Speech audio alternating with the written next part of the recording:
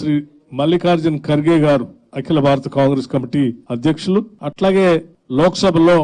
ప్రతిపక్ష నాయకులు శ్రీ రాహుల్ గాంధీ గారు, ఆనాటి నెహ్రూ గారి స్ఫూర్తితో మరొకసారి ప్రపంచానికి ఎప్పుడు సమస్యలు ఉత్పన్నమైన కాంగ్రెస్ పార్టీ అతిపెద్ద రాజకీయ పార్టీగా, అతిపెద్ద ప్రజాస్వామ్య దేశంలో ఉన్న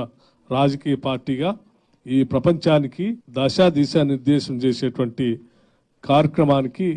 నాంది పలికి ఈ భారత్ సమ్మిట్ ని కాంగ్రెస్ ప్రభుత్వం, తెలంగాణ రాష్ట్ర ప్రభుత్వం కాంగ్రెస్ మూల సిద్ధాంతాలని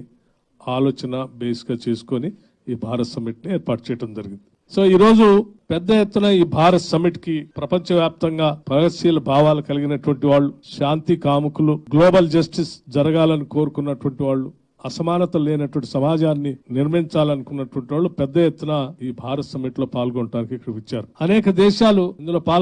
పాల్గొన్నటువంటి వాళ్ళందరూ కూడా ఈ రోజు పెద్ద ఎత్తున 8 ప్యానెల్స్ గా ఈ రోజు ఉదయం నుంచి సాయంత్రం వరకు క్లోజ్డ్ డోర్స్ డిస్కషన్ జరిగాయి. వాటిలో multilateralism, youth empowerment and gender empowerment, climate justice, social justice, peace and Telangana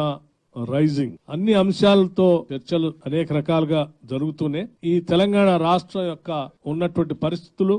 చేస్తున్నటువంటి అభివృద్ధి, ఈ దేశంలో తెలంగాణ రాష్ట్రం ఏ రకంగా ఇటు సామాజిక న్యాయంతో పాటు అభివృద్ధిని రెండింటినీ మేళవించి కాంగ్రెస్ పార్టీ మూల సిద్ధాంతాలు ఎట్లా తీసుకుపోతుందో కూడా డెలిగేట్స్ అందరికీ వివరించడం జరిగింది. ఈ వివరణలో పాల్గొన్నటువంటి అనేక మంది పారిశ్రామికవేత్తలు, దేశాధినేతలు అందరూ కూడా తెలంగాణ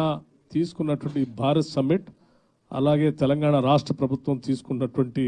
సంక్షేమ అభివృద్ధి కార్యక్రమాల పట్ల వారు సంతోషాన్ని వ్యక్తపరచడమే కాకుండా ఈరోజు గ్లోబల్ జస్టిస్ కోసం రాహుల్ గాంధీ గారు తీసుకున్నటువంటి న్యాయ అనేటువంటి సిద్ధాంతం పైన గ్లోబల్ జస్టిస్ కోసం తెలంగాణ ప్రభుత్వం చేసినటువంటి ఈ ప్రక్రియని ఇందులో పాల్గొన్నటువంటి డెలిగేట్స్ అందరూ కూడా మనస్ఫూర్తిగా అభినందించడమే కాకుండా స్వాగతించారు.